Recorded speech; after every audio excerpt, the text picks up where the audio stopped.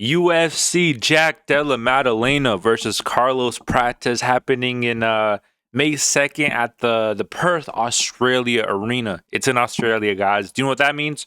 That means the card starts at 4 a.m. in my time. 4 a.m. I have to wake up. It's actually a good card too, so I'm probably going to wake up at 4 a.m. and watch the whole card. But brother, I'm just ungrateful. I'm not gonna lie, because the European fans, they gotta do this every weekend. Me, it's like once a year. Like every year, they have like one event that happens at like 4 a.m. in my time. But with that being said, I'm gonna be giving my predictions for the full card. You know, obviously, I'm a great predictor. We all know this. I don't even have to say it. Let's just get into the card, right?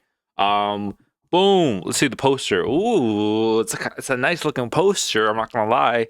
Very nice looking poster. But yeah, this card's pretty stacked, bro. Very stacked. A lot of good fights. You know, some ones, one-sided, some very competitive. But let's just start from the beginning. Dahmar Fan versus Cody Steele. Cody Steele coming off a loss against Hongju.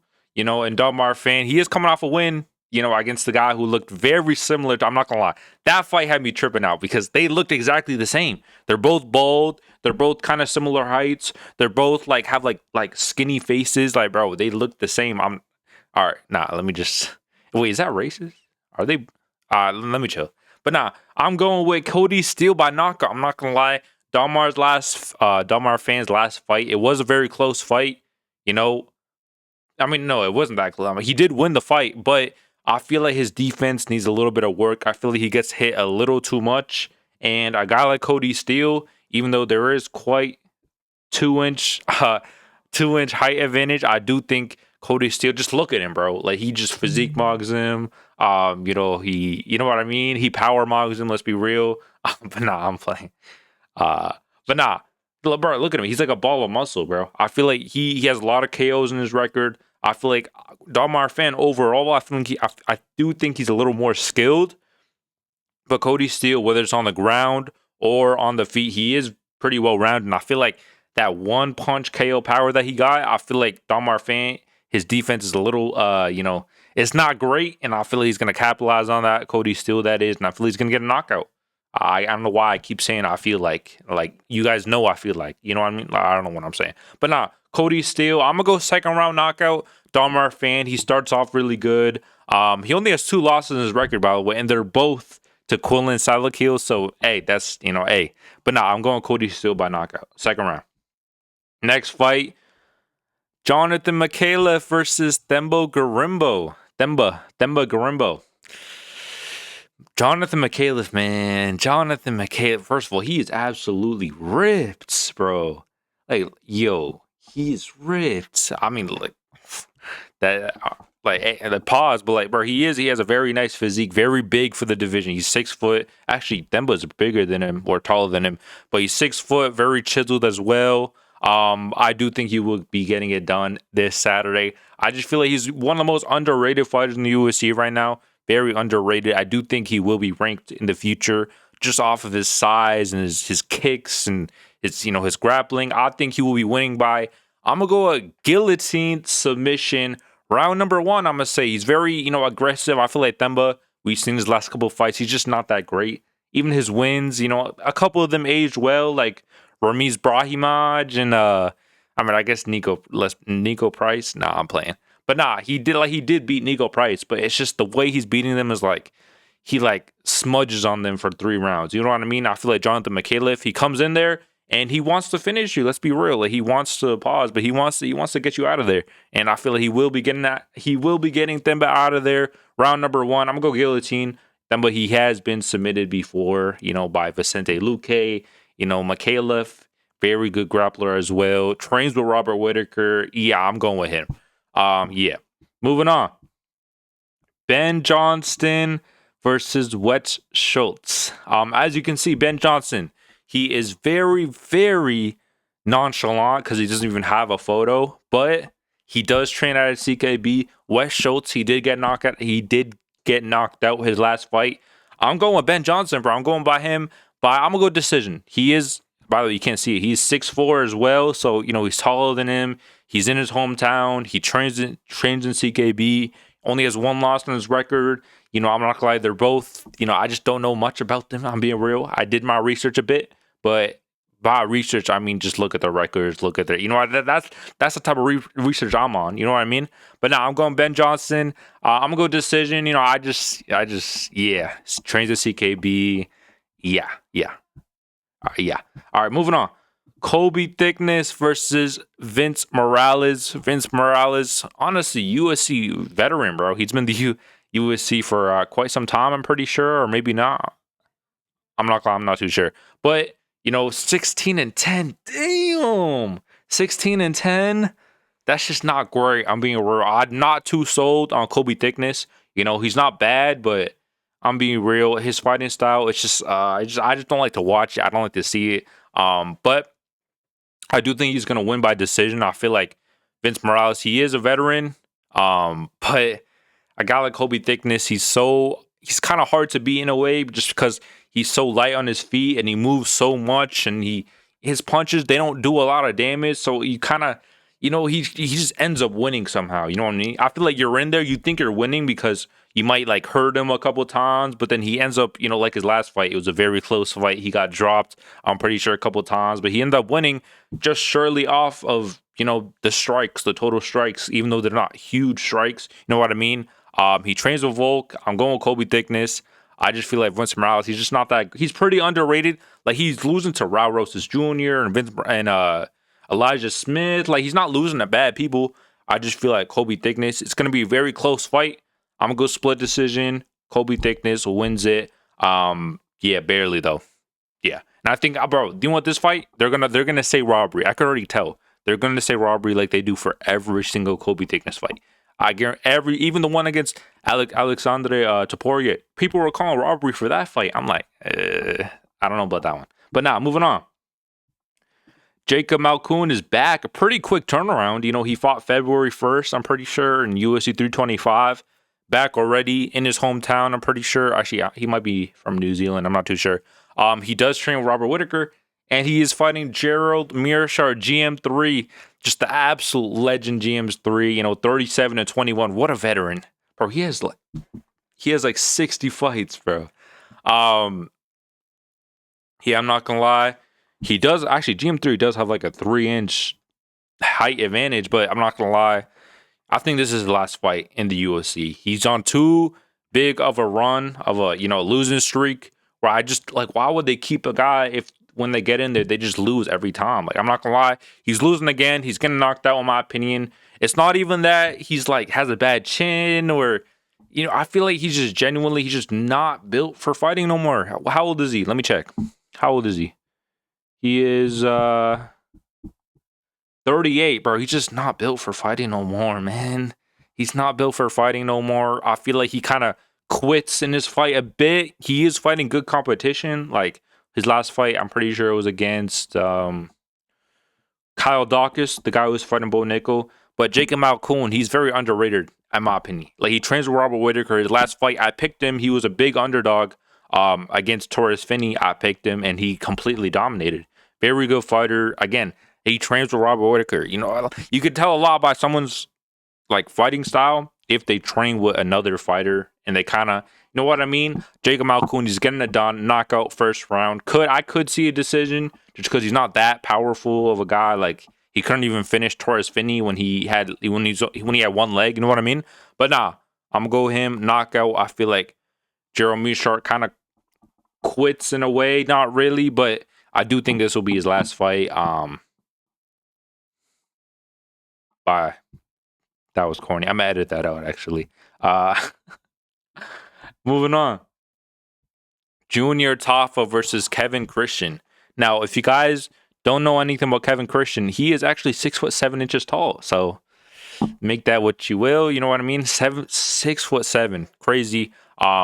Junior Tafa, his UFC record is crazy. I'm pretty sure he came into the UFC undefeated. And he's 6-5 now. I think he has like one win in the UFC. Yeah, his record's not great, but you know, Kevin Christian, even though he is 6'7", his record's a little bit better.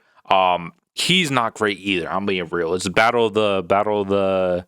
You know, hey, whoever loses this fight is getting out of the UFC, in my opinion. But Junior Taffa, I think he's winning it, bro. I'm being real. I do think he's gonna win. I feel he's gonna win by knockout. Kevin Christian, he is coming off a pretty much. I'm pretty sure he got submitted, but let's be honest, it was a knockout. He got knocked down and then he got submitted. So, bro, I count that as a knockdown. As a knockout. So he's coming off a KO loss, and Junior Taffa, he has heavy hands, bro. Even in his last fight, he was doing really good in there. Surprised me a lot against Billy Alicana, doing really good in there. Good work.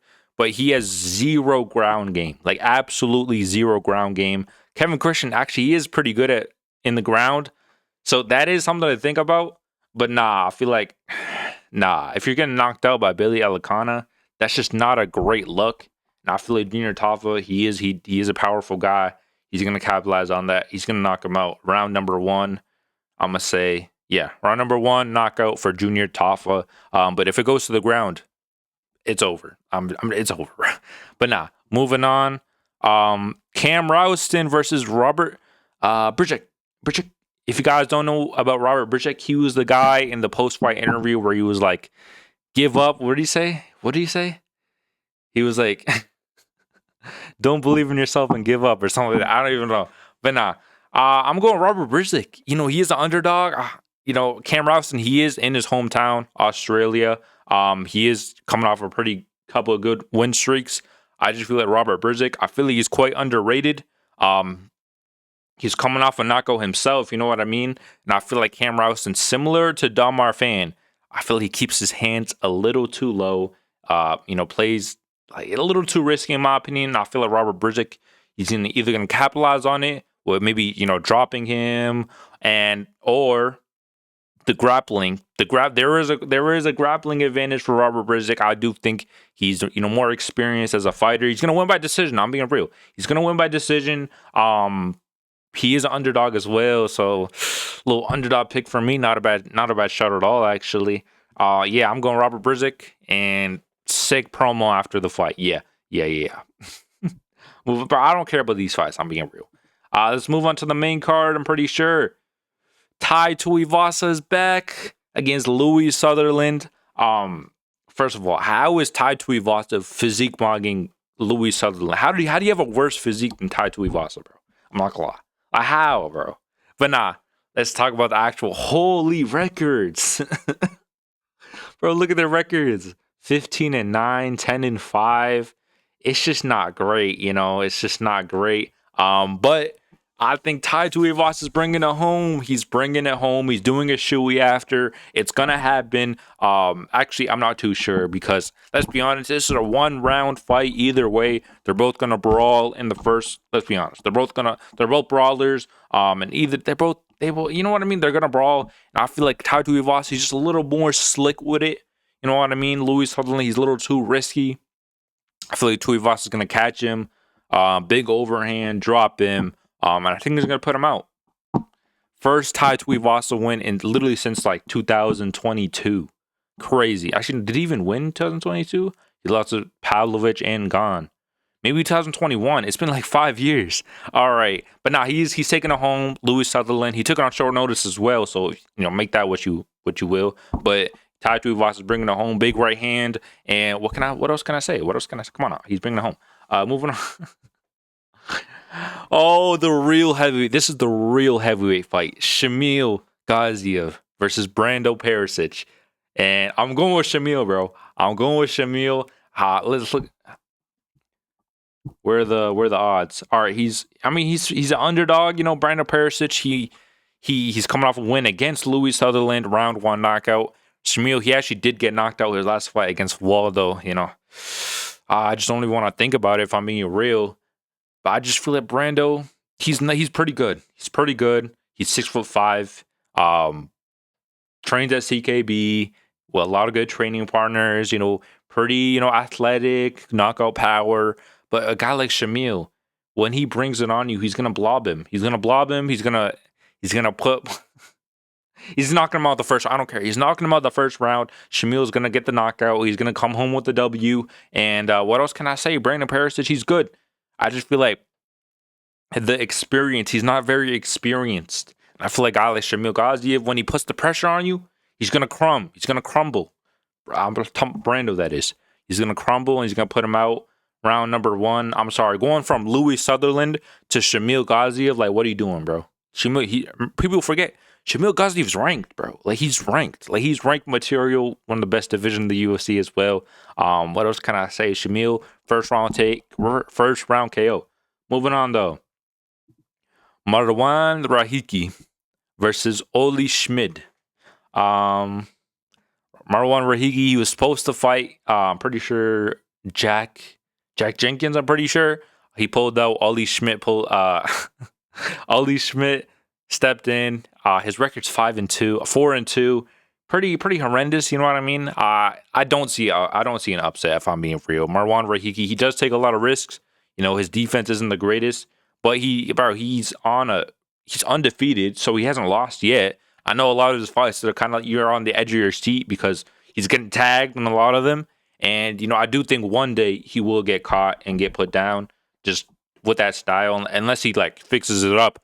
But I just don't see Ali Schmidt being the one to do it. If I'm being real, I feel like Marwan, he's going to kind of run through this guy. Maybe not first round, but I'm going to go second round knockout. Marwan, a lot of output. You know, he's quite the brawler, but he's still like slick with it. So yeah, I'm going Marwan Rahigi, second round knockout. Ali Schmidt. What can I say, bro? What can I say?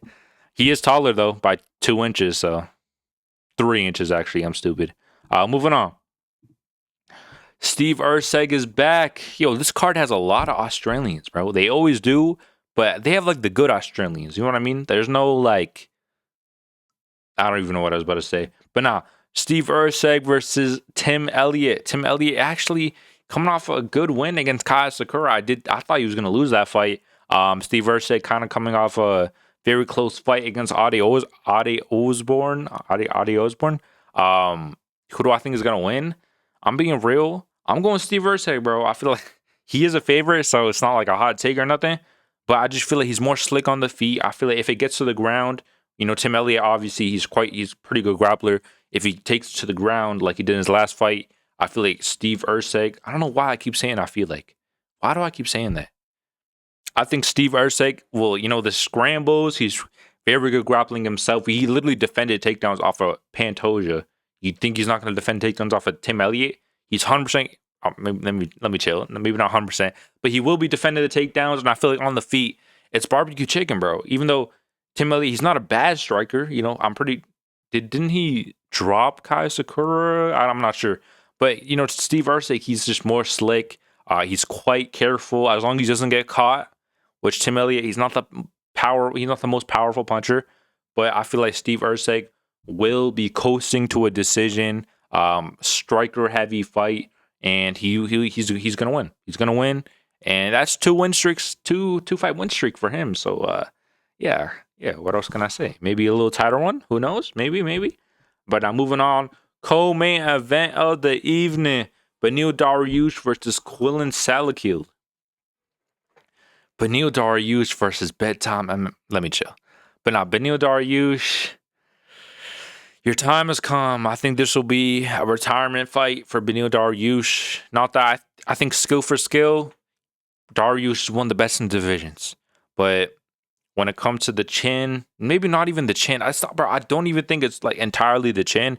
It's his defense. It's how slow he is, and the chin that makes that's why I'm picking Quillan Salakil, bro.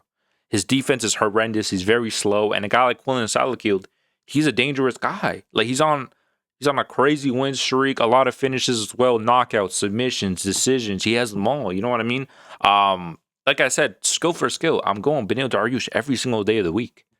But that's not that. But like, bro, he's a plus 350 underdog. Like, brother, I think everyone knows that, but he's still such an underdog because we all know what's gonna happen. He's going to get knocked out. Yeah. What else can I say, bro? Quillan Salakil. How do I see it going? You know, I'm gonna say it goes to past a minute. They're kind of feeling each other out. Pause, and then, bro, that 2-minute mark. Quillan Salakil, either he lands like a head kick, like kind of Oliveira did on Dariush, or maybe like a right hand down the middle. I don't think there will be grappling in this fight. It would be kind of stupid if Salakil shot for a takedown. If I'm being real, he should keep it on the feet, and I feel like Beneil is gonna do really good early. That's my prediction. He's gonna do really good early, and then when that time comes where he Quillen Salco season opening. Yeah, it's over, bro. It's over. It's over. He's going out. I do think this will be his retirement fight. Great career. You know what I mean? Absolutely amazing career. But yeah, Quillen Salco, he's doing it in his hometown. He's taking it home. The UFC setting up Beneil Dariush, and what else can I say? Wait, he has one loss. Who did Quillen Salco lose to? I don't know. Man, I might have to research that after the video. Moving on to the main event. Main event of the evening. JDM, Jack Della Maddalena versus Carlos Prates in Australia. JDM's hometown. Now, who am I going to pick? Because obviously this fight, the winner is maybe not getting a title shot next, but definitely a number one contender shot. Maybe even a title shot if it is Carlos Prates that wins. But I'm going with JDM, bro. I really don't think this fight is as competitive as people may perceive it. Like, bro, JDM's the underdog. JDM's the underdog? Really? It kind of surprised me at first. If I'm being real, I can see Carlos Prates, like, he has a clear way to win. Like, the knockout, obviously, he's a power puncher. Like, he's been knocking out everyone. And he's quite, like, he's quite the tricky striker. You know what I mean? He has, like, he's very long limbs. So, you might think you're safe back here, but you're going to get caught. You know what I mean? But I just feel like JDM, first of all, when has this guy ever, like, got, like, dropped? I've never seen this guy. Bro, he has a great chin. His defense is really good. And let's not act like his striking isn't elite. Just because he just got dominated by Islam on the ground for 5 rounds, even though there was striking in that fight. Even though, he did get dominated by Islam. But, bro, his striking is still really good. Like, his striking is amazing. One of the best in the UFC. And I feel like Carlos Prates, he might land some good shots early. And if he doesn't put him out, I feel like by the time it comes to round number 2 and round number 3, maybe even round number 4, I feel like JDM, he'll have kind of calculated on what CP CP does. I'm gonna say Prates. Let me chill. What Prates, his movements. And I feel like he's gonna corner him against the cage, and he's gonna rip a big body shot, a little combination after that. And I feel like Carlos Prates, he's gonna melt. He's gonna melt him. And what else can I say, bro? Round number 3, I'm gonna go body shot. Puts him down and puts him out. JDM winning in his hometown. Now, I don't think there will be any grappling. I think we all know this. But Carlos Prates, again, that right hand down the middle. He has some good spinning elbows, some good knees down the middle. I just feel like JDM, he's too tough. Look at his nose, bro. No disrespect. I have a big nose as well. But his nose is like, it's like smushed from like getting punched. Like, he's used to getting punched, bro. And a guy like CP, a guy like Prates, I just don't think he's getting the finish, bro. I'm being real. I think JDM, round number 3, knockout. I just feel like on the striking, he's just more crisp and more technical than JDM and than Prates. So yeah, that's actually all. Actually, wait, how do I? Boom. First of all, I'm looking good, bro. Yo, ooh, play the edit music. But no. With that being said, that's the end of the video. If you guys agree or disagree, let me know. And I'm out of here.